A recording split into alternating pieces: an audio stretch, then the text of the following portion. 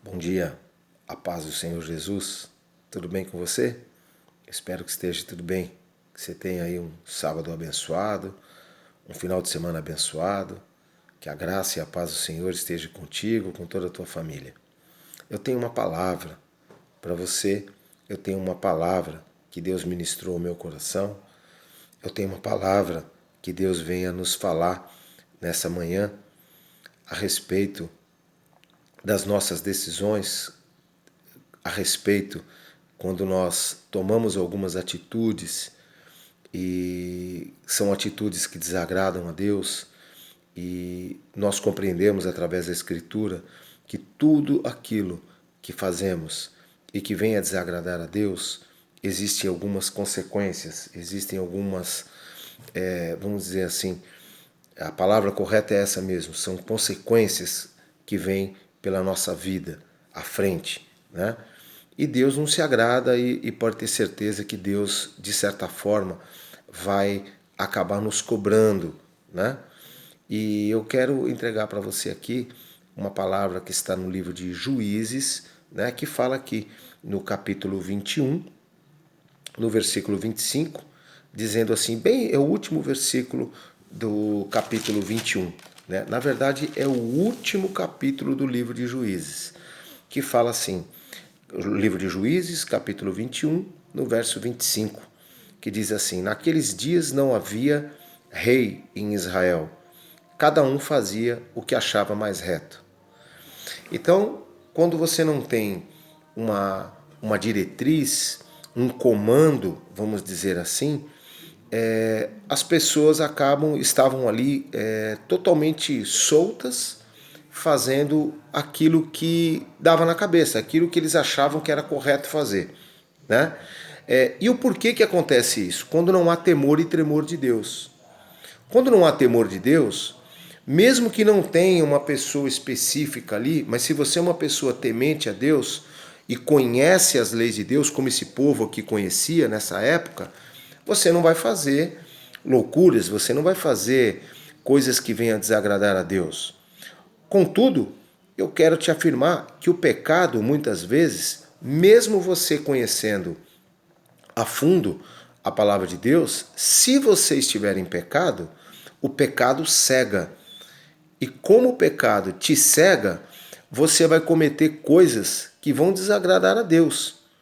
Porque você está tomado por uma cegueira espiritual, você está tomado por um devaneio, por uma loucura e um desejo desenfreado pelo pecado. É dessa maneira. E a palavra de Deus nos conta, nesse capítulo, aqui é o último capítulo 21, mas começa a nos contar uma historinha no capítulo 19, sobre a história de um levita e uma concubina. Né? O levita, ele tinha uma concubina, né? E essa concubina, ele voltando para a casa dele, né? Porque ele estava, a palavra de Deus fala no capítulo 19, que ele estava ali na região ali montanhosa de Efraim, e ele tomou para si uma concubina que era de Belém de Judá. Essa concubina se desentendeu com ele, voltou para a casa do pai dela, e ele foi até lá com o intuito de buscá-la de volta. Ele convenceu ela e ela voltou, estava voltando com ele novamente. Nesse processo dele estar voltando novamente, a palavra de Deus fala no verso 14 que ele estava passando, né, e foi caminhando junto a Gibeá, que pertence a Benjamim, que é uma tribo de Israel. Né, uma das 12 tribos de Israel, chamava-se Benjamim. Né? E o que aconteceu quando ele chegou nessa cidade? Ele se encontrou numa praça junto com a mulher, porque ninguém havia dado para ele uma hospedagem, e um senhor acabou dando uma hospedagem para ele posteriormente, para ele não dormir na praça. E ele entrou à casa desse senhor, estava ali descansando, dormindo, já estava ali, tinham comido, já tinham bebido, e homens. Aí vem a história que eu quero contar para vocês, dando um pouco mais de sequência. Como as pessoas ficam cegas por causa do pecado. A palavra de Deus fala que estes homens chegaram até a casa desse senhor eu vou ler até o versículo para que vocês possam ver como o pecado cega e que nível de cegueira faz com que as pessoas venham a cometer verdadeiramente atrocidades. A palavra de Deus diz aqui, no verso 22, diz assim, capítulo 19 de Juízes, verso 22. Enquanto eles se alegravam, eis que homens daquela cidade, filhos de Belial, cercaram a casa, batendo a porta, e falaram ao velho, senhor da casa, dizendo, traze para fora o homem que entrou em tua casa, para que abusemos dele. Olha o nível de pecado, e eram pessoas que estavam dentro da tribo de Benjamim, uma tribo de Deus, um povo que é um povo escolhido de Deus, só que o que acontece? O povo estava em pecado, fazendo, como diz ali o último versículo, fazendo tudo aquilo que eles achavam que era correto. Então o que acontece? Na cabeça deles, tudo isso daí é correto, tá tudo certo, não tem erro nenhum, tá tudo certinho, vamos continuar dentro dessa prática, provavelmente deveria ser uma prática comum deles fazerem isso. E o que eles fizeram? Acabaram pegando a esposa desse levita, abusaram dela, a ponto de abusarem dela a madrugada toda, a ponto de matarem essa mulher. E esse levita, muito revoltado, o que ele fez? Ele pegou, voltou para casa, pegou essa mulher, esquartejou essa mulher e mandou cada pedaço para todas as tribos, para as outras tribos de Israel. Eram 12 no total, ele mandou para todas as tribos de Israel, dizendo, mostrando o que? Olha o que fizeram comigo, os nossos próprios irmãos, olha o que fizeram conosco. E a tribo de Israel ficou extremamente indignada com tudo isso e automaticamente se levantou contra a tribo de Benjamim. E aí já começou a ser irmão brigando contra irmão. Por quê? Por causa de pecado. Só que a tribo de Israel, ela não foi lutar especificamente com a tribo de Benjamim, querendo no coração dela destruir a tribo de Benjamim. Pelo contrário, a palavra de Deus fala que no verso 13 do capítulo 20, fala que a tribo de Israel chega para Benjamim e pede, dai-nos agora os homens, filhos de Belial, que estão em Gibeá, para que o matemos e tiremos o mal de Israel. Porém, Benjamim não quis ouvir a voz de seus irmãos, filhos de Israel. Antes, os filhos de Benjamim se ajuntaram, vindos das cidades de Gibeá, para saírem a pelejarem contra os filhos de Israel. Ou seja, ao invés deles extirparem o mal do meio deles, eles ainda quiseram lutar contra Israel. E foi o que eles fizeram. Houve uma sangrenta guerra e eles foram praticamente dizimados. Esta é a palavra correta. Sobraram deles ali apenas 600 homens que fugiram, porque mais ou menos a tribo ali tinha só homens de guerra, tinham mais de 27 mil homens de guerra, fora mulheres e crianças, enfim, de tudo isso se restaram apenas 600 homens. Só 600 homens, porque Israel acabou entrando e consumiu com toda a tribo. E poupou ainda esses 600, que na verdade eles fugiram e foram poupados ainda, para que não se sumisse uma das tribos de Israel. E o que essa palavra eu quero dizer para você nessa manhã? O contexto e trazendo para os nossos dias. O que eu quero dizer para você? Que não seria mais fácil, muitas vezes, quando nós estamos em pecado, nós extirparmos o pecado da nossa vida e seguirmos uma vida reta com Deus, nos poupando das consequências que o pecado nos traz, ao invés de nós querermos nos rebelar. Muitas vezes nós vamos chegar a um irmão, a uma irmã, um pastor vai falar com um irmão, com uma irmã que está em pecado, ao invés dele se consertar, se rebela, ainda sai do meio do povo de Deus, sai do meio da igreja e prefere optar em estar com o pecado, ao invés de se arrepender e ganhar uma nova oportunidade, prefere pagar um preço alto. Então o que eu quero dizer com isso? Que a tribo de Benjamim estava completamente cega no pecado. E é o que acontece muitas vezes conosco. Às vezes as pessoas estão tão cegas no pecado que não conseguem enxergar. Quem não lembra de Davi e Batseba? Né? Que ficou completamente cego por aquela mulher e ele, infelizmente, acabou cometendo adultério, homicídio, ocultou o pecado durante um bom período. Então, o pecado, na verdade, ele cega as pessoas e as pessoas não dão ouvido. Benjamim não poderia ter evitado a guerra com Israel, que são próprios irmãos, são todos professam a mesma fé. Mas ao invés de evitar a guerra com o próprio irmão, preferiu acobertar o pecado e continuar no pecado. Amém? Não é dessa forma que muitas vezes nós encontramos no nosso dia a dia? Às vezes nós vamos falar com as pessoas e a pessoa prefere pagar o preço do pecado, ainda briga conosco e não quer nos dar ouvido. E não foi assim que aconteceu lá atrás? É exatamente como que está acontecendo aqui hoje. Né?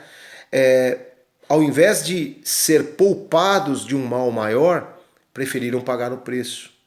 Só que muitas vezes nessa cegueira espiritual a pessoa ainda acha que Deus está com ela, que está tudo bem, que está tudo certo, que as coisas vão correr bem, que não haverá consequências.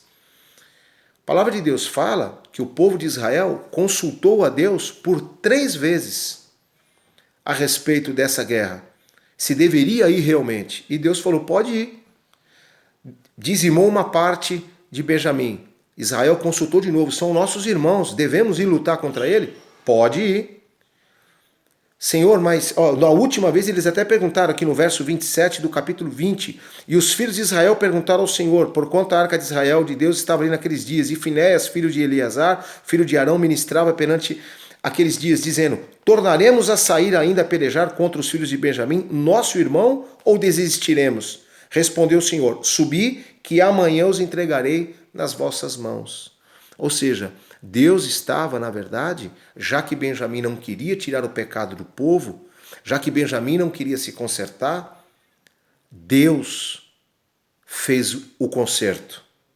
E a palavra de Deus fala no verso 35, então feriu o Senhor a Benjamim diante de Israel, e mataram os filhos de Israel naquele dia, 25.100 homens de Benjamim, todos que puxavam da espada. Assim viram os filhos de Benjamim que estavam feridos. Então, irmãos, perceba que o pecado cega a ponto de você querer pagar o preço de vida. A tribo de Benjamim perdeu completamente toda a tua família. Sobraram só 600 homens. Perderam filhos, perderam família, a cidade foi totalmente destruída. E muitas vezes nós estamos com as nossas vidas destruídas por causa do pecado. E estamos achando que Deus não vai levantar pessoas para nos punir e para nos corrigir. Naquele tempo, Deus usou Israel, usou, na verdade, uma concubina de um homem de Deus, de um levita, que ela foi praticamente estuprada a noite inteira e morta, para mostrar o pecado de Benjamim, que era algo, de repente, costumaz que estavam fazendo ali. Então, uma vida foi ceifada para mostrar o pecado de muitos.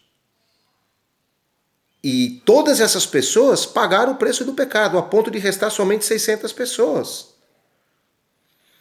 Então, meu amado, minha amada, eu quero compartilhar isso com você, dizendo para você que Deus não se alegra, não se agrada com que venhamos a pecar.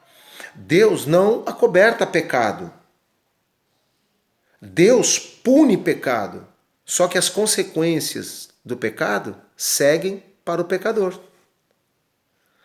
Então, irmãos, eu quero dizer para você que se você tiver numa situação dessa, que você está em pecado e que você não está ouvindo conselhos de pastores, você não está ouvindo conselhos de pessoas que te amam ao teu lado, dizendo que está errado o que você está fazendo, que esse não é o caminho que você deve seguir.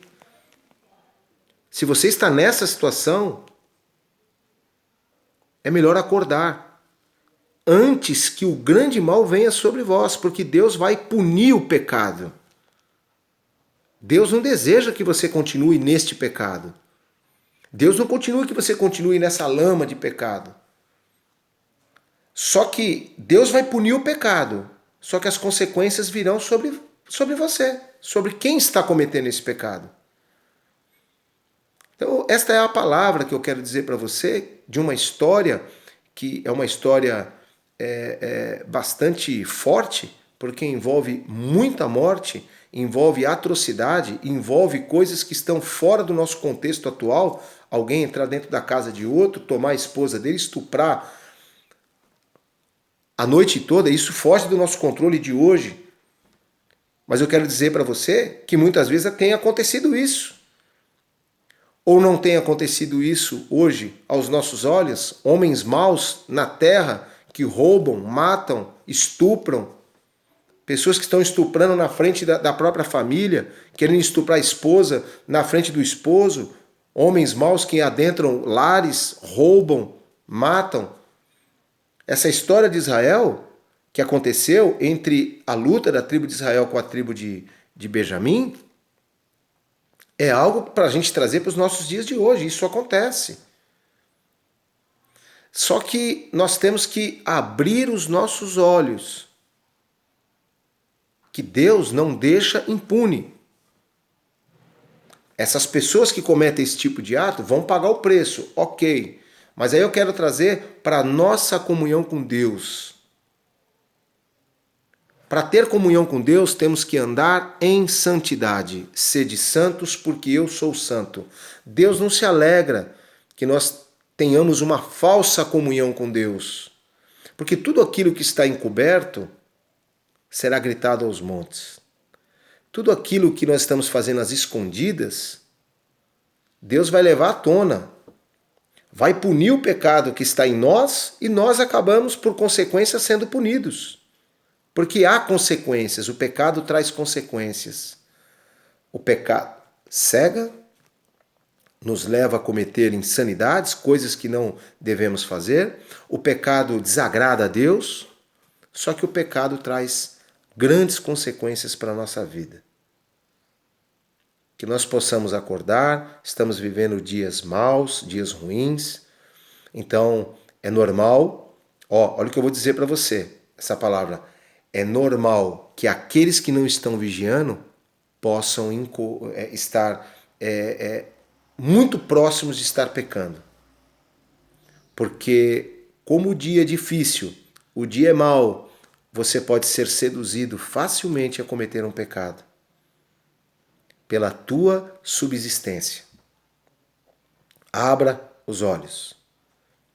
Abra os olhos do teu coração, deixa Deus falar no teu coração, deixa Deus ministrar no teu coração, deixa o Espírito Santo falar com você, porque antes de você pecar, o Espírito Santo já está falando com você. Não faça. Tire esses pensamentos do teu coração, tire esses pensamentos da tua mente. Esses pensamentos vão lhe trazer maldição, esses pensamentos vão lhe trazer consequências graves para você e para a tua família. Para todos aqueles que estão ao teu redor. Amém? Que Deus te abençoe, que a gente possa abrir os nossos olhos e entender que nós não podemos fazer tudo aquilo que vem à nossa cabeça. Hoje nós temos uma bússola. Temos a direção maior que vem de Deus. Deus é que nos dirige. Através da onde? Da tua palavra. Deus nos dirige. Através da onde? Através do anjo da igreja, os pastores que estão dentro da igreja. Deus nos dirige através do teu Espírito falando conosco. Então nós somos cercados por Deus para não pecar. Se saímos dessa redoma, se saímos dessa santidade, com certeza haverá graves consequências. Amém? Procuramos fazer a vontade de Deus, que tudo vai dar certo. Deus te abençoe, Deus te guarde, Deus te proteja, Que a graça e a maravilhosa presença do Senhor esteja na tua vida e na vida dos teus. Um dia abençoado em nome de Jesus.